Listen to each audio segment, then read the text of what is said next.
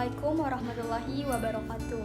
Yang terhormat Bapak Dosen Pengampu Ilmu Pancasila, Bapak Muh Abdul Aziz SE MM, dan yang saya banggakan teman-teman semua. Puji syukur kehadirat Allah Subhanahu wa Ta'ala yang telah memberikan nikmat yang begitu luar biasa untuk kita semua. Dan tidak lupa juga salawat dan salam kepada Nabi besar kita, Nabi Muhammad SAW. Sebelumnya, perkenalkan nama saya Irma Hermawati sebagai moderator dari kelompok 8. Dan topik yang akan kita bahas adalah tentang latar belakang pemikiran wawasan Nusantara beserta fungsinya.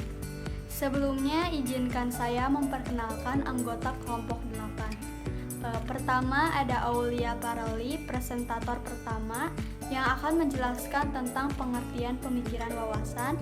Dan presentator selanjutnya adalah Anissa Ayu yang akan menjelaskan tentang pengertian pemikiran umum wawasan. Selanjutnya ada Pirly akan menjelaskan latar belakang wawasan.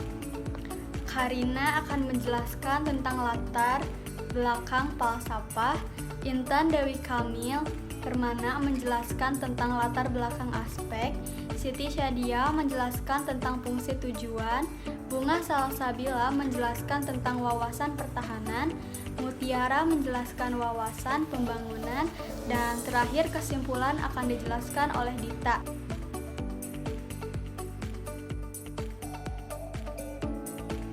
Pengertian pemikiran wawasan Nusantara menurut para ahli.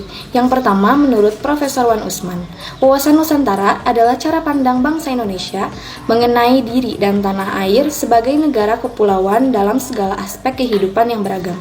Yang kedua, menurut Munajat Danusaputro pada tahun 1981, wawasan Nusantara adalah cara pandang Indonesia tentang diri dan lingkungannya dalam eksistensi yang saling berhubungan serta penerapannya di tengah lingkungan berdasarkan asas Nusantara.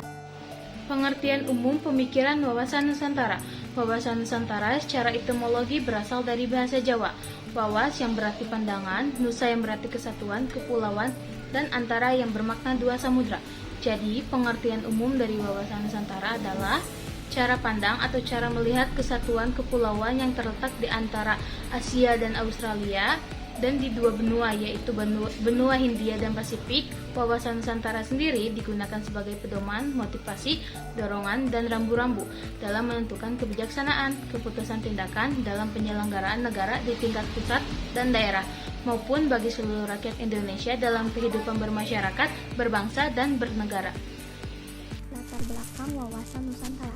Sebagai geopolitik Indonesia dikembangkan berdasarkan latar belakang filosofi sebagai berikut. A. Latar belakang falsafah Pancasila. B. Latar belakang aspek kewilayahan Nusantara. C. Latar belakang aspek sosial dan budaya. D. Latar belakang aspek kesejahteraan. A. Latar belakang falsafah Pancasila. Wawasan Nusantara dikembangkan berdasarkan falsafah Pancasila yang mengandung nilai-nilai keimanan, ketakwaan, keadilan, dan keberadaban, persatuan dan kesatuan musyawarah untuk mencapai mufakat, serta kesejahteraan guna menciptakan suasana damai dan tentram, menuju kebahagiaan dan kelangsungan hidup bangsa dan negara Indonesia dari generasi ke generasi. B. Latar belakang aspek kewilayahan Nusantara. Kondisi objektif geografi Indonesia terletak pada posisi silang yang sangat strategis dan memiliki karakteristik yang berbeda dengan negara lain. Untuk C, yaitu latar belakang aspek sosial budaya, yang dimana wawasan Nusantara juga dikembangkan berdasarkan kondisi objektif bangsa Indonesia yang beraneka ragam budaya, sistem masyarakat, dan organisasi kemasyarakatan, yang dimana kepemilikan itu merupakan warisan yang diterima secara emosional dan bersifat mengikat secara kuat ke dalam, karena itu sangat sensitif sifatnya.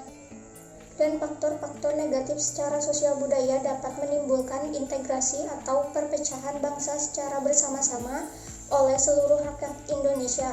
Oleh karenanya harus diupayakan untuk dihilangkan. Dan untuk D, yaitu latar belakang aspek kesejarahan, yang dimana bangsa Indonesia lahir di atas perjalanan sejarah yang sangat panjang. Sedangkan semangat kebangsaan untuk menjadi bangsa merdeka ditandai dengan lahirnya organisasi Budi Utomo dan Proklamasi 17 Agustus 1945 merupakan buah dan perjuangan yang dilandasi semangat tersebut. Wawasan Nusantara dikembangkan berdasarkan aspek kesejarahan atas dasar pengalaman sejarah yang tidak menerima terulangnya perpecahan dalam lingkungan bangsa dan negara Indonesia. Fungsi tujuan wawasan Nusantara. Tujuan wawasan Nusantara adalah mewujudkan nasionalisme yang tinggi segala aspek kehidupan rakyat yang lebih mengutamakan kepentingan nasional dibandingkan kepentingan individu. Fungsi wawasan Nusantara sendiri terbagi ke dalam 4 kategori, yaitu yang pertama, wawasan pertahanan dan keamanan nasional, yang kedua, wawasan kewilayahan Indonesia, yang ketiga, wawasan pembangunan, dan yang keempat, konsep ketahanan nasional. Untuk selanjutnya, mengenai 4 fungsi wawasan Nusantara akan dijelaskan oleh Bung Ostal Sabila dan Mutiara Sinta. Baik, yang pertama adalah wawasan pertahanan dan keamanan nasional. Hal ini mengarah kepada pandangan geopolitik di Indonesia. Geopolitik itu apa? Geopolitik merupakan pertimbangan dasar suatu negara dalam menyelenggarakan negaranya berdasarkan letak geografisnya. Nah, maka dari itu hal ini mencakup seluruh tanah air dan segenap wilayah Indonesia. Yang kedua adalah wawasan kewilayahan Indonesia. Wawasan kewilayahan Indonesia ini mengenai pemahaman tentang batas-batas negara Indonesia untuk menghindari sengketa dengan negara lain. Dengan beberapa unsur di dalamnya seperti sosial politik, kesatuan politik, pertahanan, serta keamanan negara, ekonomi, dan sosial ekonomi.